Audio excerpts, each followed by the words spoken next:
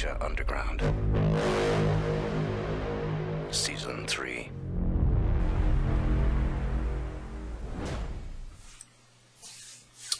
Welcome back, everyone. J-Bone here for Smash This Podcast. Lucha Underground, Season 3, Episode 30. Bloodlines review for you guys. Man, I know I just did last week's, a couple days ago. But, man, yeah, I told you this stuff is getting crazy. And we see that, especially now with the Cueto Cup finals coming to a head. And Dario gets a visitor from the FBI. And we finally see the tie between Captain Vasquez and Katrina. I've been waiting for, a year? Almost a year. Because when was this revealed? At the beginning of Season 3, or was it Season 2? God, I can't remember. I cannot remember. If you remember, fill me in the comments below. But, in fact, I was on Facebook earlier, and I saw on, you can go and look at the timeline from years ago. It was a year ago today that we had the Season 3 trailer come out. And we finally see Agent Winter. In fact, it's funny because if you go back and look, and like I said, I'm just going to jump all over the place here in this episode. If you go back to that trailer and you see the guy in the limo with Delgado, who looks like the driver, who's kind of looking like over his shoulder in the trailer, we don't see him again until we see a different scene from him in the Season 3.5 trailer. It's the C'est la vie statement he makes. It's like, who is this guy and what is his relation with Dario? Well, we finally find that in this episode. It's FBI Agent Winter, and he informs Dario Cueto that he is replacing Delgado, and that the order is going to be, how does he say it? Something to the effect of that the order is going to be keeping an eye on Dario and making sure that the gods do come to power again, that they rule again. And so, in this episode, we have two distinct forces working against each other. You've got Captain Vasquez trying to get Katrina to help her against the gods. Katrina's like, I'm not worried about the gods. And she's like, well, Vasquez is like, well, you should be. So she basically wants Mil Muertes to get the gauntlet from Cage,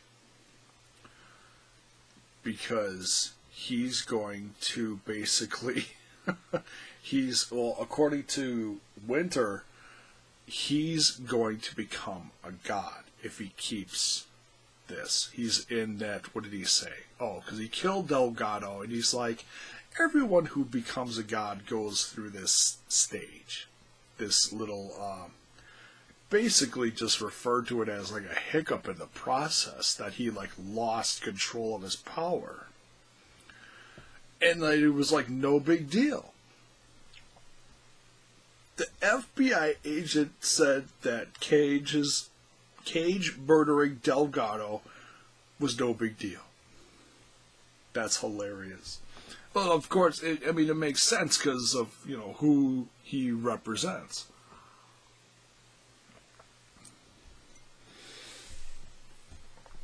And Dario, for the first time in dealing with all of this, or I should say first time in a long time, because I don't think he really, he even said, he's like, I didn't really like Delgado.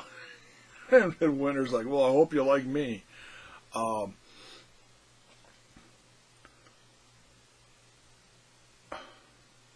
this is just getting absolutely crazy. I love this. So yeah, you've got the two forces against each other, and there's more than that, but still, the two main, and I don't even know what you would call good and evil anymore, because there's so much gray. You know what I mean? So yeah, absolutely crazy segments there. The comical segment we had. Promo after the first match. We'll get to the matches in a bit. Ben Cook with Mundo saying that the Rabbit Tribe better step it up. Well, that was after they lost to that the Worldwide Underground better step it up because they lost to the Rabbit Tribe. In the first match, it was 3 on 3, and it was for 3 ancient Aztec medallions, and basically, that's your trip to the Gift of the Gods match. And that is, they didn't say when that's going to happen. I don't know if that's going to happen at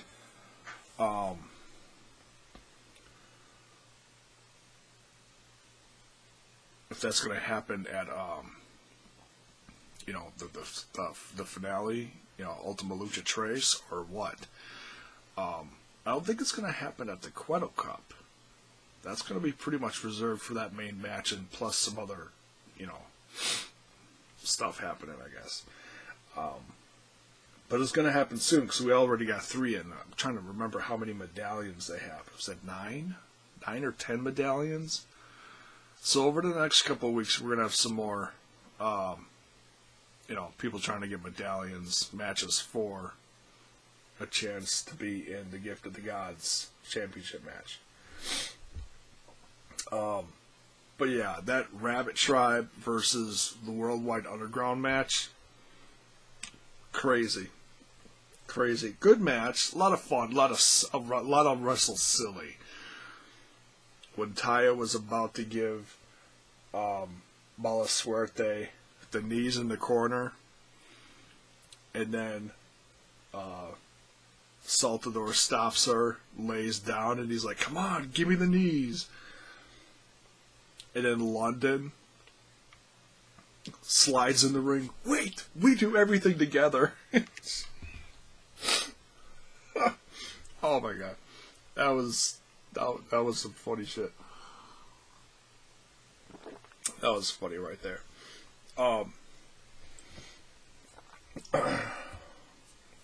So yeah, like I said, then it goes to the promo after Taya, PJ Black, and Mandel lost,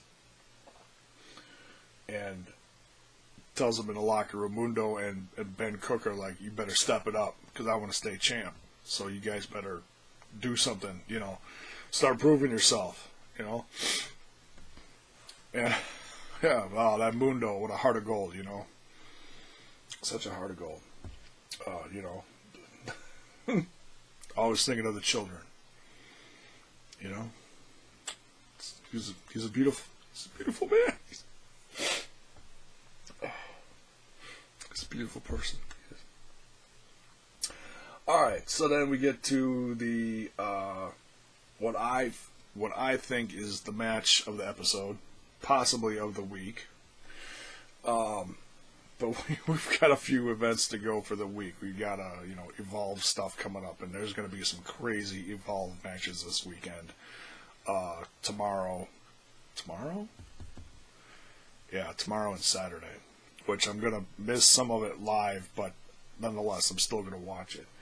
But for now, I'll say that Crane versus Mil Muertes is match of the week.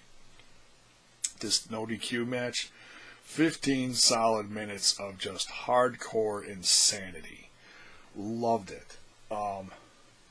Just when you thought Crane was down and out and pretty much done, and he'd come back and, put Mil Muertes through a table or whatever. It's, oh my God, crazy.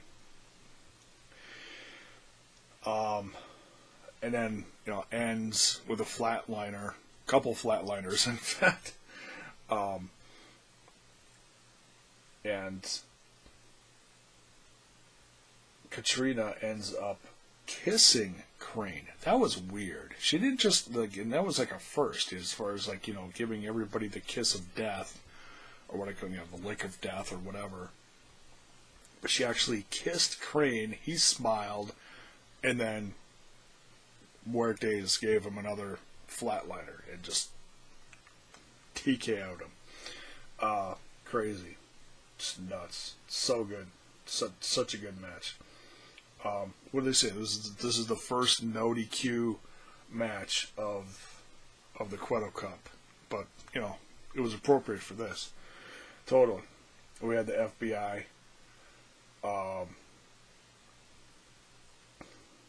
Agent Winner segment in Cueto's office, went over that. Tejano versus Pentagon Dark, good match.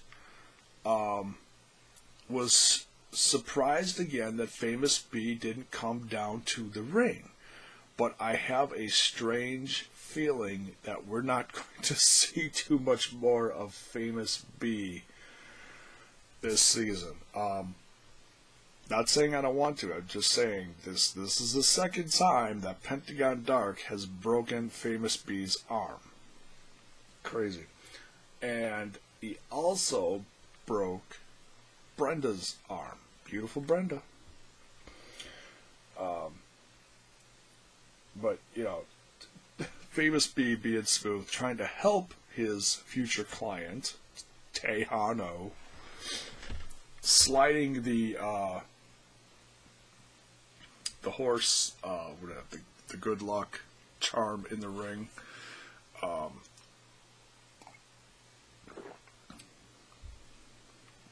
Completely drawing a blank. What the hell do you call those?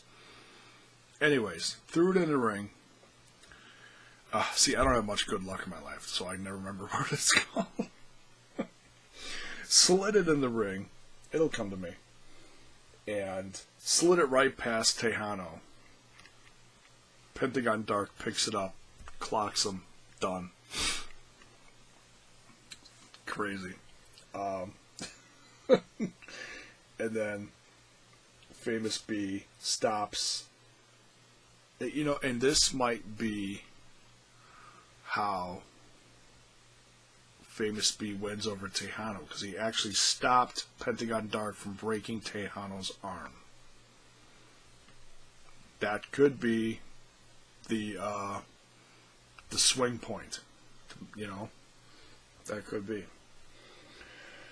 to swing Tejano in Famous B's direction, as in, okay, you saved me from breaking my arm, I'll let you represent me, So it'll be interesting to see where it still goes. Is he still going to pursue Tejano, one last ditch effort, or is this done? It'll be interesting to see. Nonetheless, we hope Famous B and beautiful Brenda heal up soon. Yeah. And then we get the last segment of in Captain Vasquez's office, and I discussed this already. Katrina going in there. Almost forgot one point. When Captain Vasquez convinces Katrina that if they retrieve the gauntlet from Cage, that Katrina will have life again, because she complained that she's like in this in-between realm where she's like between, you know, mortal and ghost or whatever, which explains a lot. All the, you know, floating in and out of places. It explains a lot. Plus, I also think she's kind of a demon or something.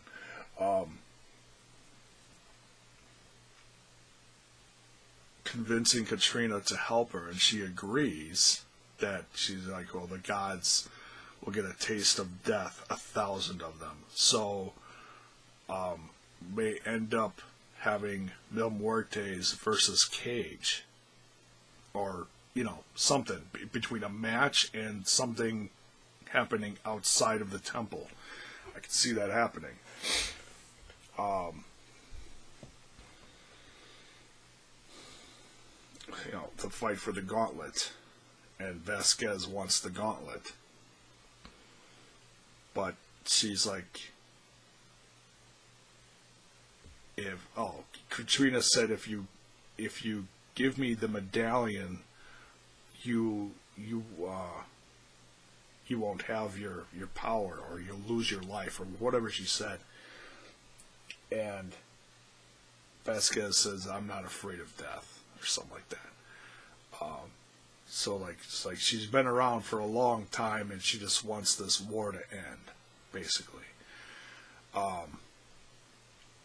So she goes, and so then we have a deal. And Katrina then calls Vasquez mother. Mother!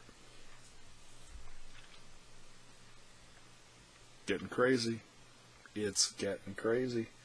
So we see the relationship tie is, you know, it doesn't just go back, you know, a millennia of years. They're tied together through blood, hence the Bloodlines.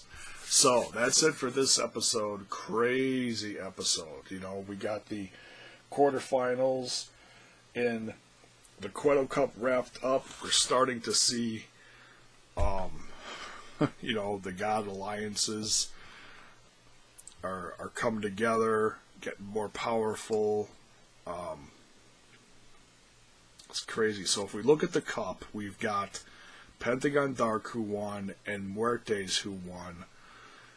So next week we're probably going to have Pentagon Dark versus Muertes, and then we'll have Phoenix versus Puma. And then the winner of those two matches will go on to face each other in the Cueto Cup in 2 weeks. That's crazy. That's absolutely crazy. So, that's going to be it for this one. And seriously, this it's going to get nuttier and nuttier, and I can't wait to see what happens next in all this. So Cage it seems like there's going to be a major war going on around Cage towards the end of this season, as far as power goes. Plus, we also have to wait and see who is the leader of the Order, the guy in the limo. I have an idea, but I'm not going to say nothing. Till next week, guys. Thanks for watching.